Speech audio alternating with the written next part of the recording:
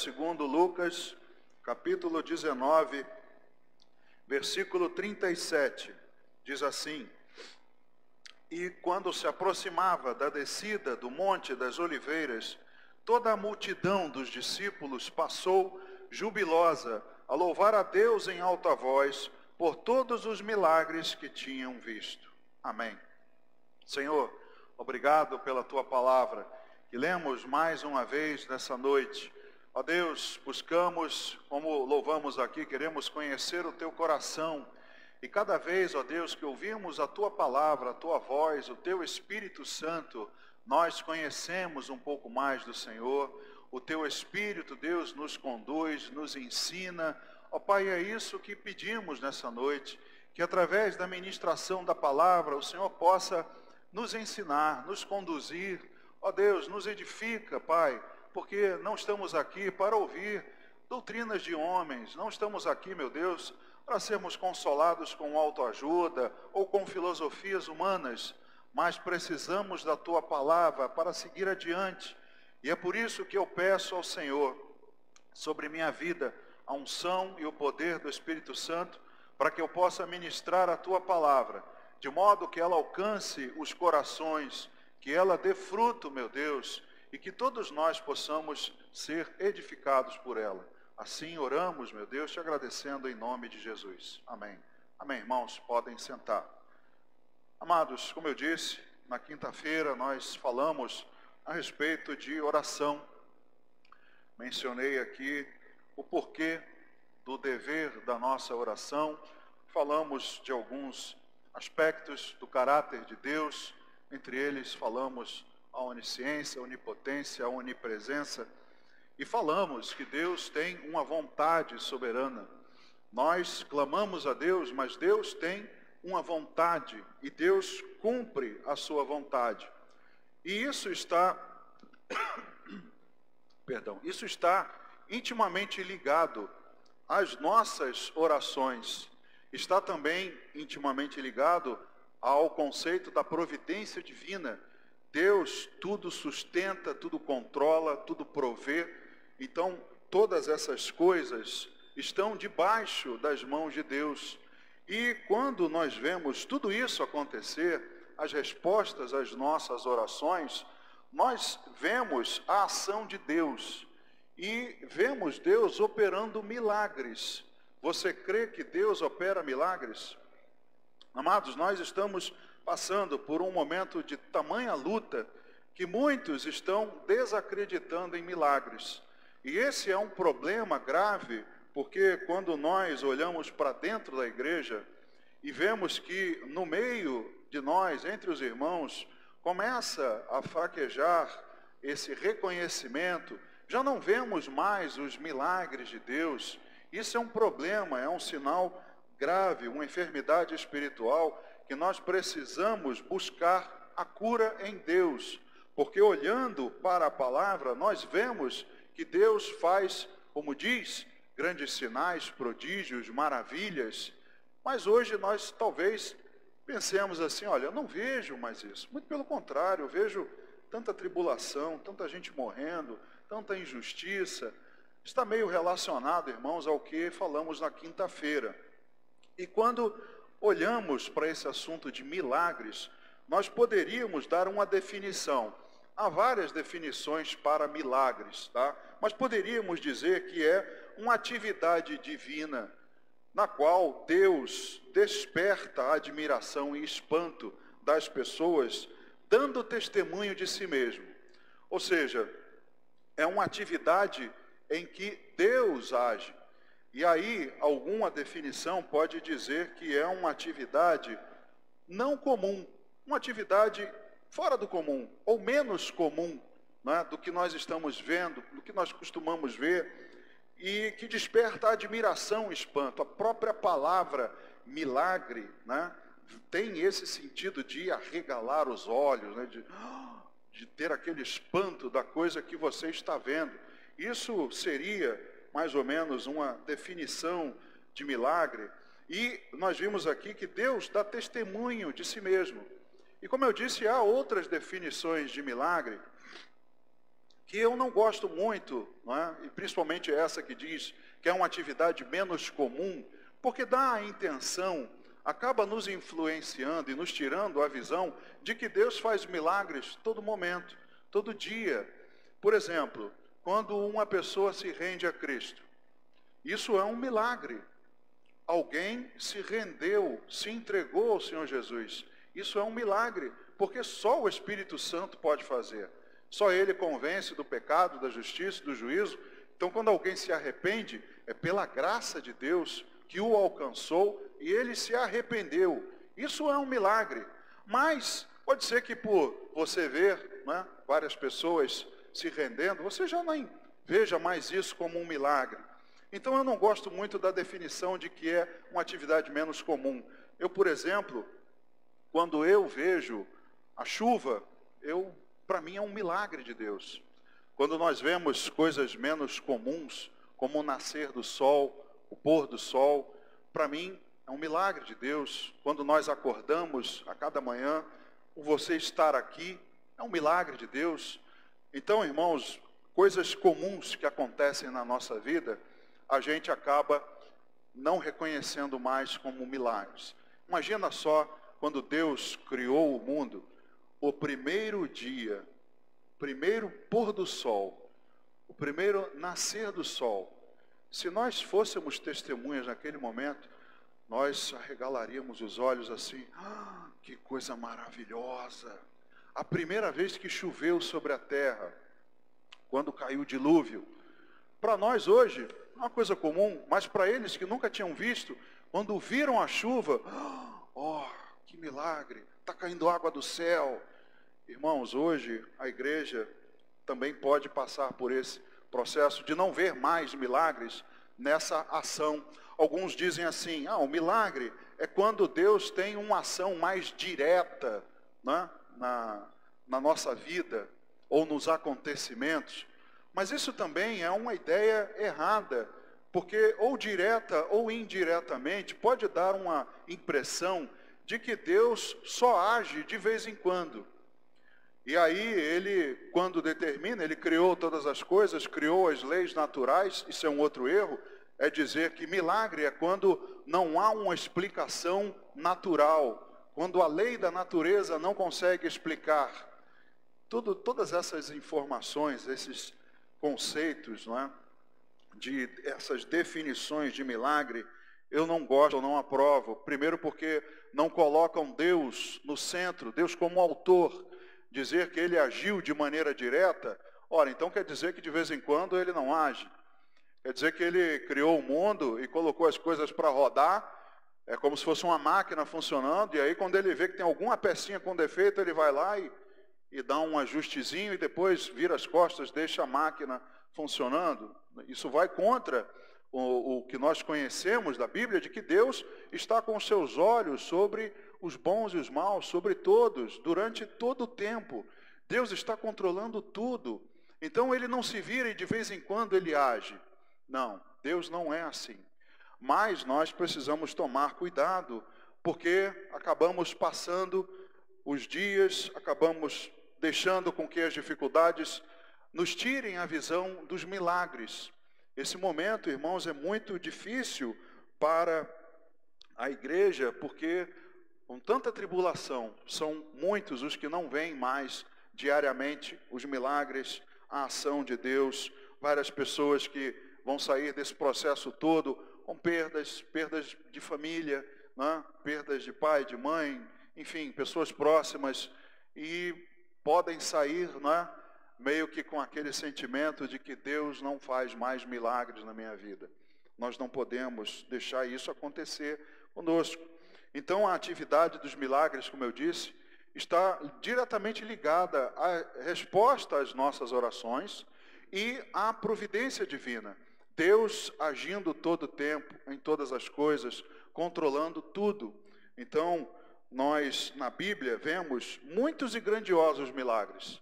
Em todos os livros, nós vemos a ação de Deus em coisas tremendas, coisas impensáveis. E vemos até coisas mais comuns aos nossos olhos, mas que não deixaram de ser milagres. Nós vemos vários milagres, o milagre da criação do mundo, o milagre do Mar Vermelho se abrindo, das 10 pragas. Irmão, se eu for aqui relatar, nós vamos passar de 10 da noite falando dos milagres grandiosos que temos na Bíblia. Mas hoje Deus também faz milagres. Eles também existem, continuam existindo hoje. Talvez não do modo como você vê mais frequentemente os testemunhos bíblicos, mas Deus continua fazendo milagres. Esse é um conceito que nós não podemos esquecer. Não podemos que contamine o nosso coração. Porque se é uma ação de Deus e que nessa ação Ele dá testemunho de si mesmo, se nós acreditarmos que Deus não está fazendo milagres, Ele não está testemunhando de si mesmo. E isso é um erro. É um erro de interpretação, é um erro de conceito, é um erro de crença. Então nós precisamos entender, os milagres continuam acontecendo, sempre atrelados à providência divina, Deus sustentando todas as coisas. Eu sempre fico imaginando, irmãos, o que faz o meu coração bater? Olha, o coração é um órgão involuntário. Se você quiser agora, com a força do seu pensamento, que o seu coração pare, ele não vai parar.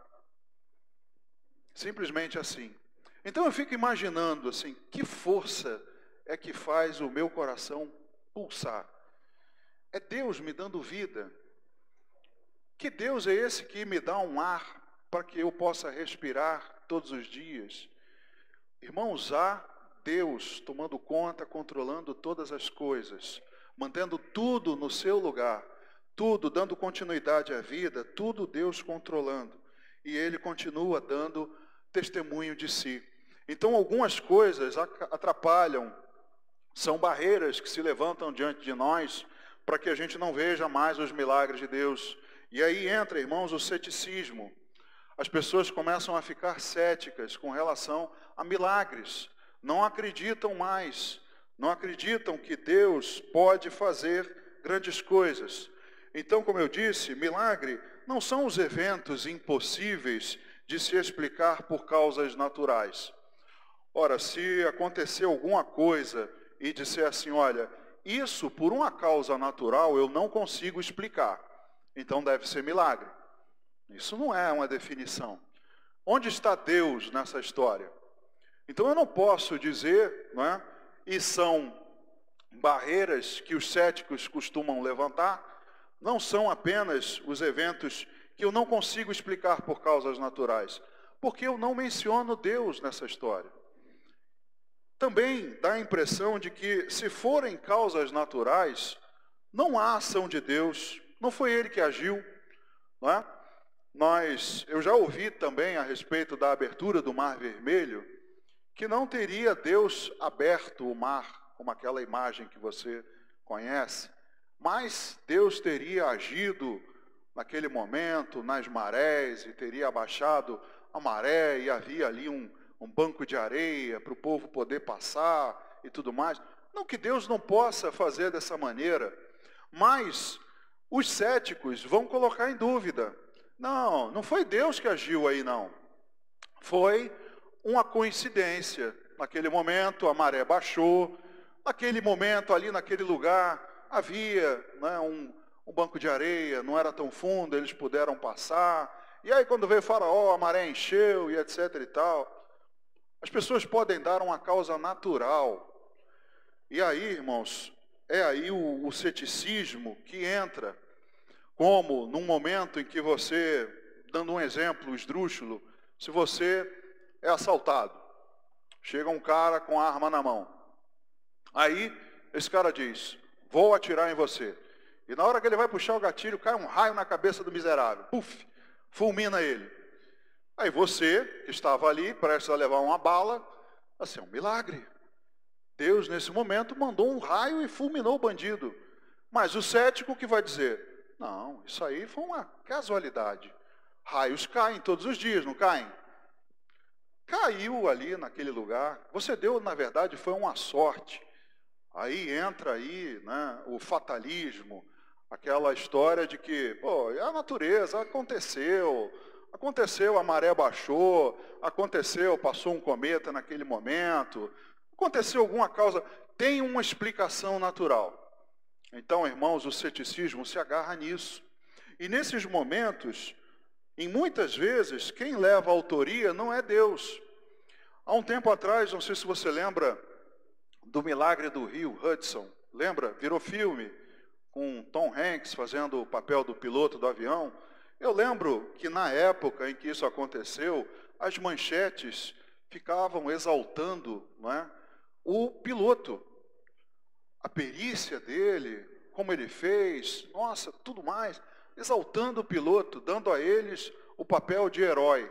E na época que aconteceu, eu pensava assim, engraçado, ninguém mencionou Deus nessa história. Será que ninguém pode dizer, pô, foi Deus que fez com que aquele avião pousasse no rio, não se espatifasse e não afundasse? Mas o cético vai dar autoria ao piloto, o cético vai dar autoria ao médico. Muitas vezes são eles que levam o crédito. E não é Deus, mas Deus está agindo. Então, o ceticismo, ele se levanta como barreira, inclusive, irmãos, no meio da igreja. Nós também estamos passando por isso.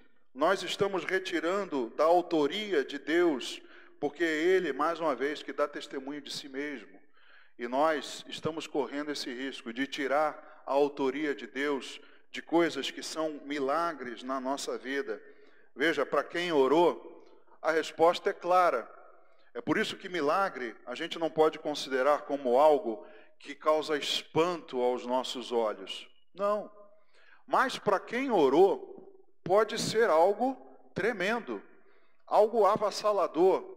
Mas para uma outra pessoa que não participou, né, daquilo ali, para ele, aquilo não tem nada de mais.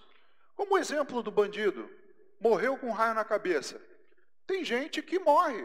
Quem olha de longe fala assim, caiu o raio na cabeça daquele cara. Coitado, né? Deu azar. Mas para quem estava ali na situação, sendo assaltado, foi um milagre. Então, para quem ora, a resposta é clara. Mas para o cético, não. Para o cético não é assim, foi o fatalismo. E isso, irmãos, vai gerando mais ceticismo. Isso vai tirando da igreja a visão de Deus agindo, de milagres de Deus. Deus trabalhando, Deus suprindo. Deus não depende de meios para realizar milagres. Esse também é outro conceito errado. Muitos dizem que o milagre é quando Deus faz coisas em que Ele usou algum meio para fazer determinada coisa. Mas somente isso. Isso é um conceito errado. Porque Deus, quando criou os céus e a terra, Gênesis capítulo 1, Ele não tinha matéria-prima para fazer. Deus criou tudo do nada. Então Deus não precisa de coisa alguma para fazer um milagre. E aí alguns dizem assim, não, Deus usa o que há ali naquele momento disponível. Sim, Ele quando fez a multiplicação, Ele usou 5 pães e 2 peixinhos. Ele perguntou, o que tens aí? Olha, nós temos isso. Ele usou outras coisas para realizar outros milagres. Quando Ele vai curar um cego, Ele faz uma laminha com a sua saliva e aplica nos olhos do cego. E aí existe esse conceito de que Deus, Ele faz uma coisa tremenda usando alguma matéria-prima, algo disponível. Mas nós sabemos que Deus é poderoso para fazer qualquer coisa. Ele é poderoso para dizer para Lázaro, sai, com 4 dias já morto. A irmã chega assim, já cheira mal. Mas Deus não precisa de nada para fazer um milagre. Deus não precisa de uma ferramenta. Nós é que somos usados como ferramentas. Então isso para nós é um privilégio, irmãos. Eu sempre digo que quando Jesus diz, vai lá e pesca um peixe, e na boca desse peixe vai ter um estáter para você pagar o meu tributo e o seu, eu imagino a luta dos peixes para morder o anzol. Porque é um privilégio ser usado por Deus. Você já foi um instrumento de Deus para fazer um milagre a alguém? É um privilégio para você. Mas Deus, em essência, Ele não precisa de você e de mim. Quando um leproso chegou a Jesus e falou assim: Senhor, se o Senhor quiser, pode me purificar. Jesus disse: quero, fica limpo. Puf, ficou limpo. Ele não precisou: me traz aí um álcool gel 70, me traz aí um negócio da Natura, eu vou fazer aqui um outro creme aqui e vou passar nele, ele vai ficar limpo. Ele não precisa disso. A sua palavra tem poder. Quando ele diz ao centurião: vai, a tua fé curou. E quando ele chegou lá, a fé do seu servo estava, a doença, a enfermidade, ele tinha sido livre dela. Outros endemoniados também, somente pela palavra. A palavra de Deus, ela tem poder. Então Deus não depende de meios para realizar milagre, mas é um privilégio ser usado. Para mim, para você, é um privilégio. E o perigo, como eu disse, é quando esse pensamento tem lugar no meio da igreja. Seria a síndrome de Tomé. Nós começamos a desconfiar quando vemos algum milagre. No final do ano, né, sempre temos aqui a oportunidade, o pastor dá uma oportunidade para algum irmão contar algum milagre, né, que aconteceu. E aí temos vários irmãos aqui dando relatos do que aconteceu durante o ano. Mas pode ter alguém que olha assim meio desconfiado, né, e diz assim: eu não acredito muito nisso não. Eu só acredito se você me provar. Essa é a síndrome de Tomé. Eu só acredito se de fato eu vir. Então lá, queria ver contigo, em João capítulo 20, ver como é que se dá isso. João capítulo 20, do versículo 24 ao 29, olha só. Ora, Tomé, um dos 12, chamado Dídimo, não estava com eles quando veio Jesus. Disseram-lhe então os outros discípulos: vimos o Senhor. Mas ele respondeu: se eu não vir nas suas mãos o sinal dos cravos, e ali não puser o dedo, e não puser a mão no seu lado, de modo algum acreditarei. Passados 8 dias, estavam outra vez ali reunidos os seus discípulos e Tomé com eles. Estando as portas trancadas, veio Jesus, pôs-se no meio deles e disse-lhes: paz seja convosco. E logo disse a Tomé: põe aqui o dedo e vê as minhas mãos. Chega também a mão e põe-na no meu lado. Não sejas incrédulo, mas crente. Respondeu-lhe Tomé: Senhor meu e Deus meu. Disse-lhe Jesus: porque me viste e creste? Bem-aventurados os que não viram e creram. Então essa é a síndrome de Tomé, que era um dos 12. Andava com Jesus, com Pedro, com Tiago, com João. Ficou até o final. E quando ouviu o relato do milagre, ele foi incrédulo. Falou assim: eu não acredito nisso não. Se eu não vir, se ele não vier aqui, se eu não colocar o dedo na ferida, eu não acredito. Irmãos, temos que tomar cuidado, porque isso pode tomar conta da igreja. Se tomou conta de um discípulo, nós podemos também ser contaminados com isso. Não ver mais os milagres de Deus. Isso, irmãos, é um sinal grave de doença. Segundo, milagres são também aprovação de Deus. São sinais da aprovação de Deus. Se as coisas estão andando, se Deus está naquele negócio suprindo, mantendo, os milagres são sinais de que Deus aprovou aquilo, de que Deus está junto com aqueles. O próprio Jesus passou por isso. Diz a palavra que Jesus foi aprovado por Deus. Atos capítulo 2, versículos 22 e o 24. Atos 2, 22. Veja só o que diz: varões israelitas, atendei a estas palavras. Jesus, o Nazareno, varão aprovado por Deus diante de vós com milagres, com prodígios e sinais, os quais o próprio Deus realizou por intermédio dele entre vós, como vós mesmos sabeis. Olha, agora esqueci o nome, mas vou lembrar, do fariseu que estava ali com Jesus, se alguém lembrar, me diga, que escapou da minha mente. E ele disse assim: olha, se esse homem faz esses sinais, é porque Deus está com ele. Porque se Deus não estivesse com ele, ele não faria isso. Gamaliel, acho que não foi Gamaliel não, mas... Amém. Mas existe essa passagem. Não sei se foi de Nicodemos. Se não me engano foi Nicodemos, que disse: se Deus não estivesse com ele, ele não faria esses sinais. Então, a aprovação de Deus no ministério de Jesus se deu por milagres, prodígios e sinais. Então, Deus aprovou Jesus com todos esses sinais e maravilhas. Então, o milagre é também sinal da aprovação de Deus. E o versículo 24, ao qual, porém, Deus ressuscitou, rompendo os grilhões da morte, porquanto não era possível fosse ele retido por ela. Mais uma vez, Deus aprovou o ministério de Jesus, culminando com a ressurreição. Irmãos, isso é um sinal da aprovação de Deus no ministério daquele que está exercendo, ou por meio daquele que Deus está fazendo os milagres. Veja, Deus pode fazer e usar quem Ele quiser para abençoar, para cumprir os seus propósitos. Mas uma vida de sinais, prodígios e milagres, isso confirma o ministério da pessoa.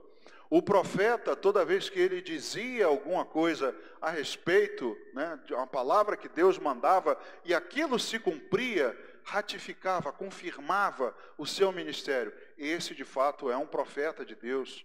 Como a samaritana, ao ouvir Jesus, corre para os outros e diz: olha, venham ver, existe um homem que diz tudo a respeito de mim, não será porventura ele o Messias? Olha, vem ver os sinais dele. Porque esse homem, pelo que ele tem demonstrado, Deus está com ele, Deus o aprovou. E não somente Jesus, mas os apóstolos, o evangelho em si, outros ministérios foram aprovados, confirmados por Deus, sempre através de milagre. Milagre sobre milagre. Ainda no livro de Atos, no capítulo 8 agora, dos versículos 6 ao 8, veja mais um exemplo. Atos capítulo 8, dos versículos 6 ao 8. As multidões atendiam unânimes as coisas que Filipe dizia, ouvindo-as e vendo os sinais que ele operava, pois os espíritos imundos de muitos possessos saíam gritando em alta voz, e muitos paralíticos e coxos foram curados. E houve grande alegria naquela cidade. Tanto que Simão, o mágico, ao ver aquilo, ele quer tomar parte daquilo. Ele quer, com dinheiro, também ser capaz. Porque ele, como mágico, operava alguns sinais. Ele iludia as pessoas. Mas ver o que Filipe dizia e fazia, ele não conseguia. Então ele, no seu coração, falou: existe alguém mais poderoso aprovando, confirmando esse ministério. E as pessoas viram isso, reconheceram isso em Filipe. E ele, para não ficar atrás e não perder a sua posição, ele também quis tomar parte nesse ministério a ponto de comprar esse poder de Deus. Mas o fato é, ficou claro que Filipe foi aprovado por Deus, porque fazia sinais, prodígios, milagres. Agora no capítulo 9, no versículo 42, um outro exemplo.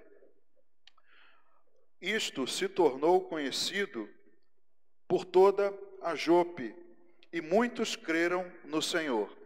Este aqui é um episódio em que Pedro ressuscita Dorcas. Ressuscita alguém que já estava morto. E aí, para haver a confirmação, isso se tornou conhecido e muitos acreditaram. Então o evangelho que já estava sendo anunciado, ele foi crido, confirmado, ratificado por sinais. Paulo diz numa de suas cartas que quando eu estive no meio de vós, eu não estava apenas com persuasão de linguagem e sabedoria humana, mas com sinais e prodígios. Paulo estava com o Espírito Santo operando milagres, de tal modo que apenas por onde ele passava, levavam utensílios das pessoas doentes, para que através delas eles fossem curados, os espíritos saíssem. Tamanho o poder aprovando o ministério dessa pessoa. Então, ministérios, o Evangelho, os apóstolos, isso perdura, irmãos, até o dia de hoje. Você vê em ministérios Deus aprovando através de sinais, de maravilhas, de milagres. Então, havia naquele momento, naquela época, um poder do Espírito Santo incomum agindo na igreja. Agindo de uma maneira que talvez não seja tão fácil, corriqueiro de vermos hoje. Mas como era o momento da propagação do Evangelho, o Evangelho começava a ser levado, difundido, talvez Deus tenha capacitado esses homens com uma maneira mais fora do comum do que faz hoje. Porque à medida que vão se aproximando os últimos dias, a fé vai se esfriando. E as pessoas continuam esperando por sinais para acreditar. Mas Deus pergunta, quando eu vier, porventura achará fé? Será que, se eu mantiver esses sinais, será que será mesmo por fé? Então talvez Deus esteja fazendo, isso é uma suposição minha, pastor Manuel, talvez Deus não esteja agindo hoje no nosso meio, no meio da igreja, com milagres tão incomuns como nós víamos os apóstolos fazerem naquele momento.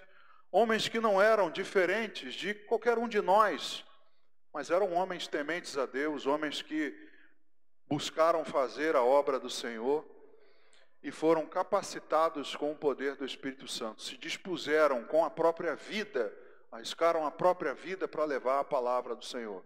Mas Deus talvez tenha os capacitado para que eles pudessem romper com essa barreira inicial de levar o Evangelho a todo mundo. Hoje, irmãos, nós não enfrentamos as dificuldades que eles enfrentavam. Então, talvez nos dar esse poder, talvez nos desse muita acomodação. Deus pode ter, então, agido, e está agindo hoje, não como essa maneira incomum, mas está agindo. E aí eu te pergunto, achará fé entre nós para reconhecer esses milagres? Ou nós deixaremos ao longo do caminho, deixando de acreditar, deixando de crer que Deus continua aprovando ministérios, continua sustentando? Você já ouviu como nós chegamos até aqui, como nós compramos o imóvel? Você já ouviu, conhece a história da igreja? Se não conhece, entra no site. E você vai ver como Deus fez milagres aqui entre nós. Se hoje nós estamos aqui, foi milagre de Deus. Então Deus continua sustentando. Eu não posso deixar de ver os sinais de que Deus aprova ministérios, aprova pessoas, aprova o Evangelho, dando sempre sinais para todos nós. E são sinais que evidenciam que Deus verdadeiramente está em ação. Deus não está dormindo, Deus não está, virando as costas, como alguns acreditam. Deus deve ter criado o mundo e largou de mão, largou a sua própria sorte, está aí, ao Deus dará. Não, Deus não está assim. Deus, Ele está em ação, Deus está agindo. Os milagres são prova disso. Evidenciam que Deus não abandonou nenhum de nós. Ele mostra que está ativo, que está atento. Eu queria ver contigo em Êxodo, capítulo 3, dos versículos 6 ao 10.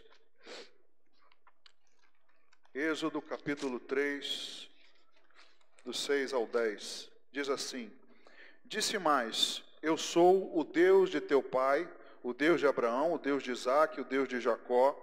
Moisés escondeu o rosto porque temeu olhar para Deus. Disse ainda ao Senhor, certamente vi a aflição do meu povo, porque está no Egito, e ouvi o seu clamor por causa dos seus exatores.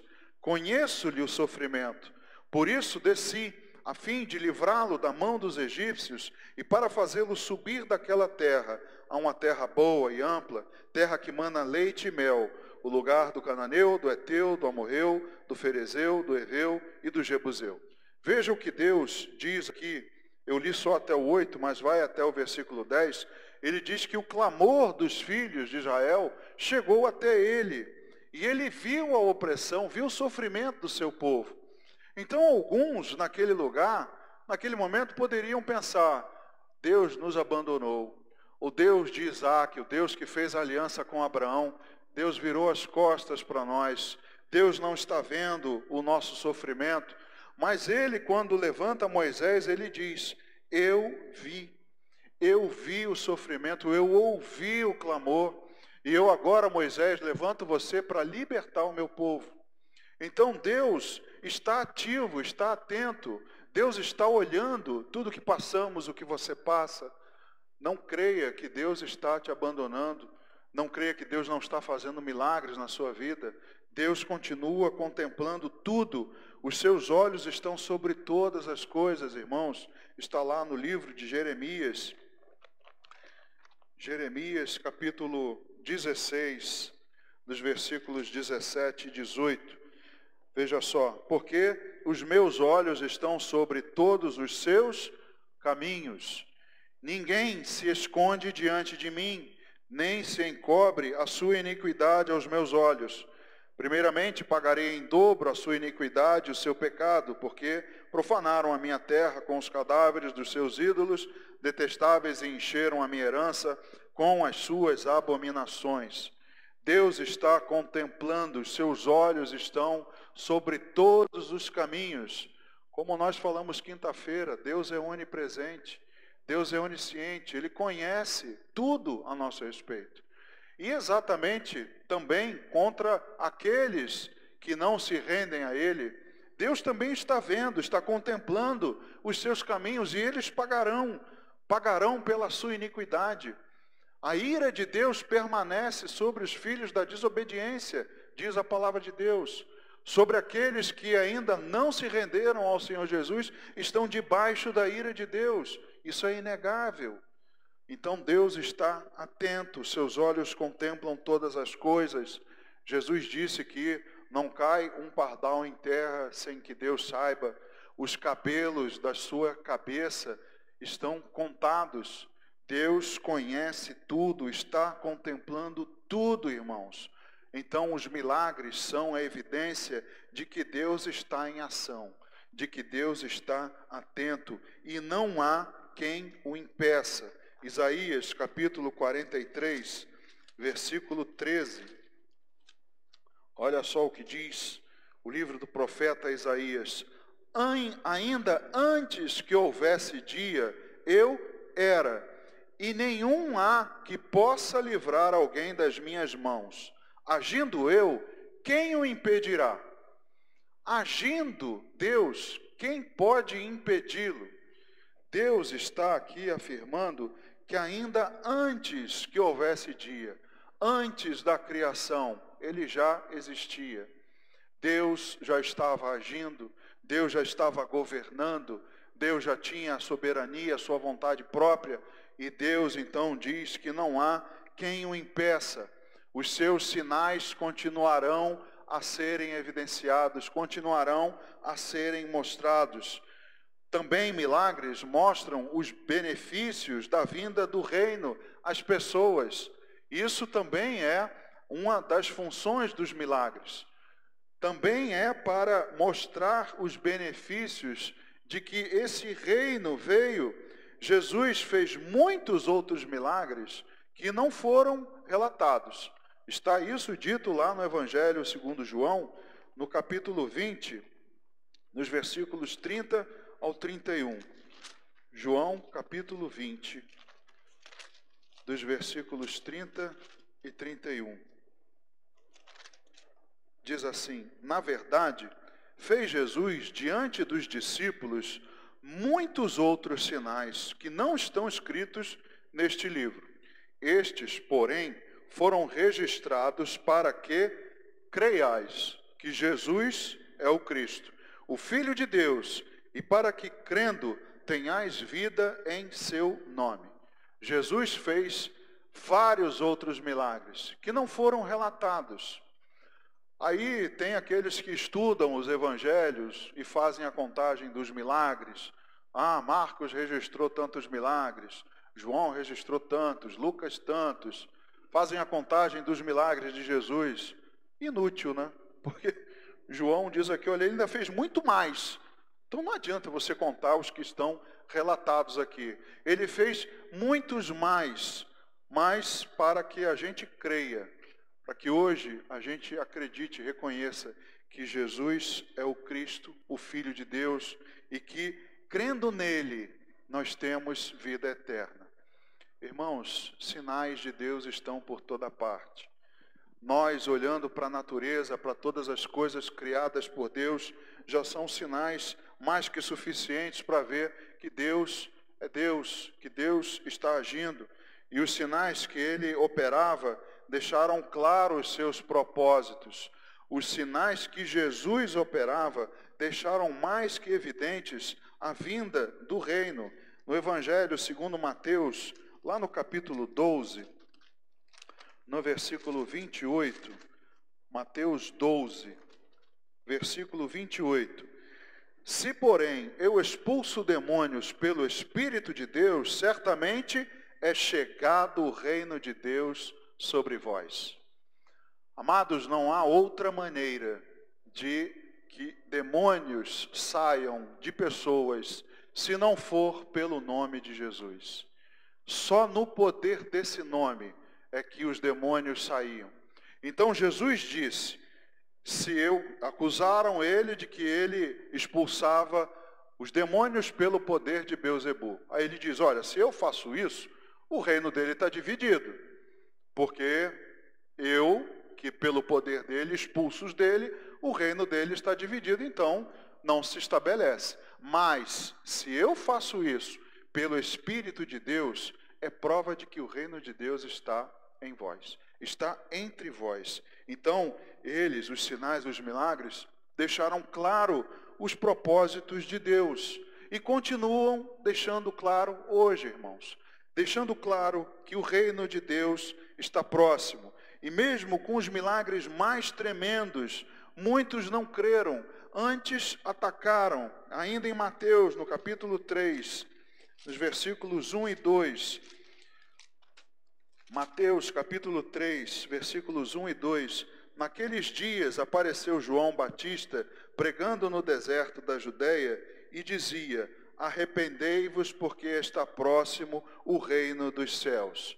João Batista pregava isso, dizendo, arrependei-vos porque está próximo o reino dos céus. Mas muitos dos fariseus, eles atacaram Jesus. Quando Jesus fazia milagres em dia de sábado, eles atacavam Jesus, porque eles, mesmo vendo os milagres, mesmo naqueles episódios, na sinagoga, o homem da mão mirrada, mesmo ali, eles ficam aguardando Jesus, vai fazer algum milagre hoje e nós vamos atacá-lo. Ou seja, eles estavam olhando para o legalismo e não para o poder de Deus, que comprovava, mostrava o benefício da vinda do reino dele. Então, irmãos, quando nós começamos a desviar o nosso olhar do milagre, do poder de Deus nas coisas, e começamos a ficar céticos, até mesmo para coisas mais simples, para as coisas mais corriqueiras, nós corremos o risco de sofrer da síndrome de Tomé. E o maior benefício que ele poderia nos dar, o maior milagre que ele poderia ter feito por nós, foi a salvação. Você é um milagre de Deus.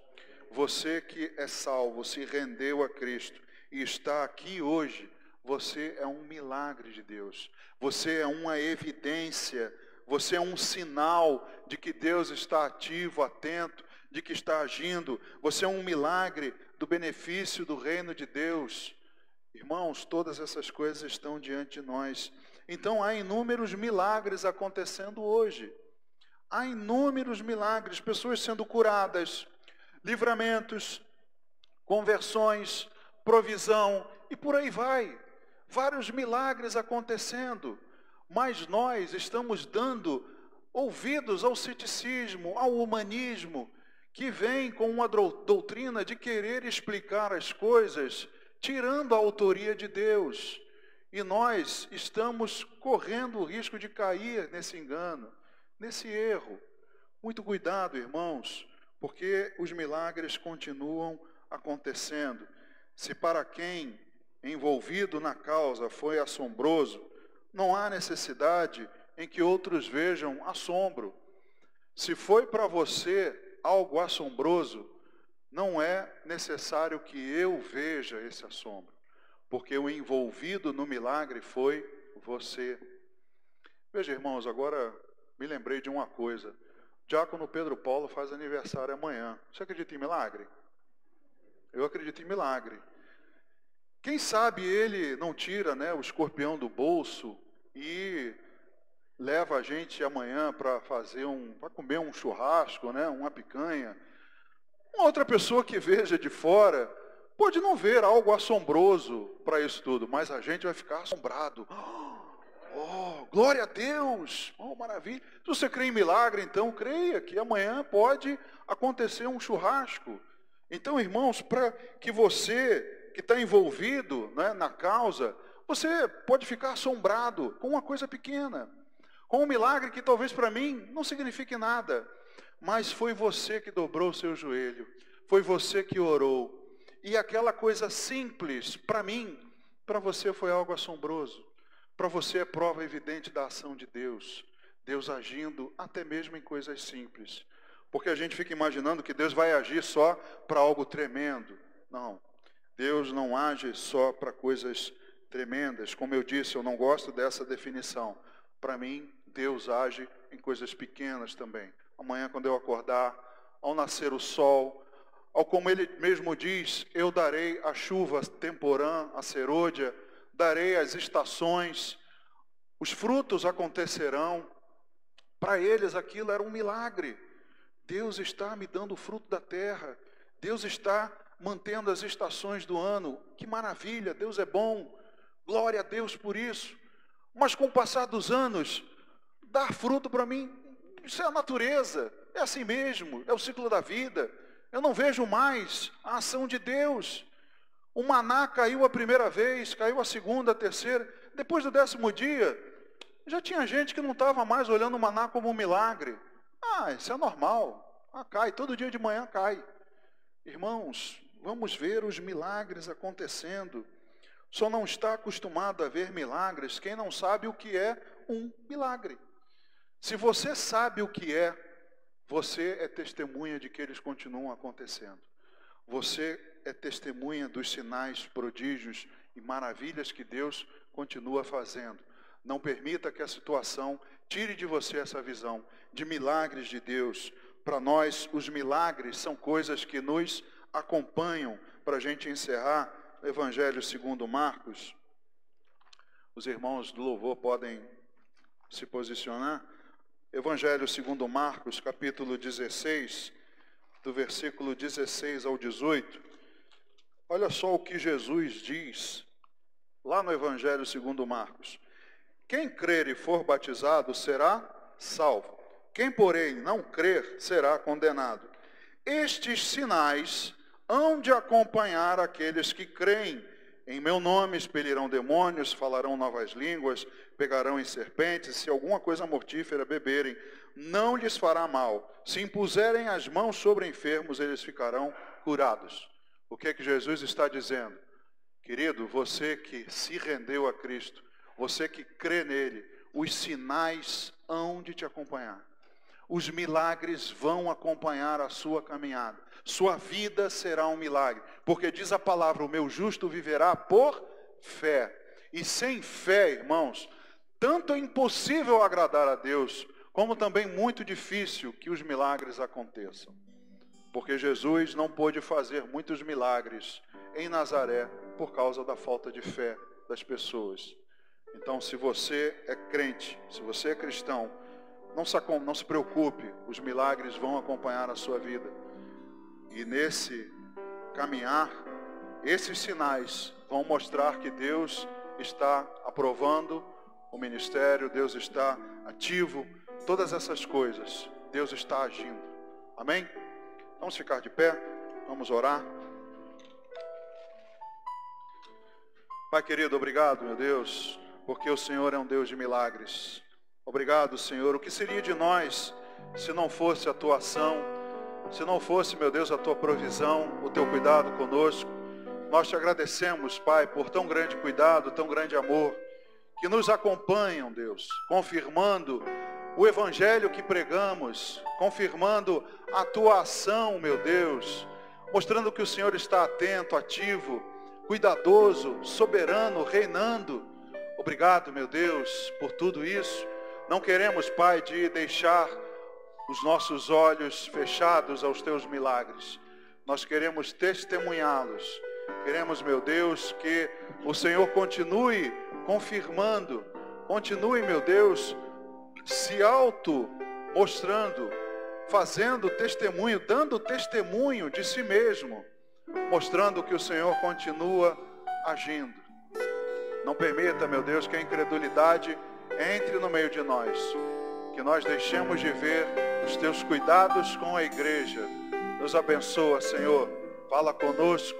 Te oramos, ó Pai, agradecendo por tudo, em nome de Jesus. Amém.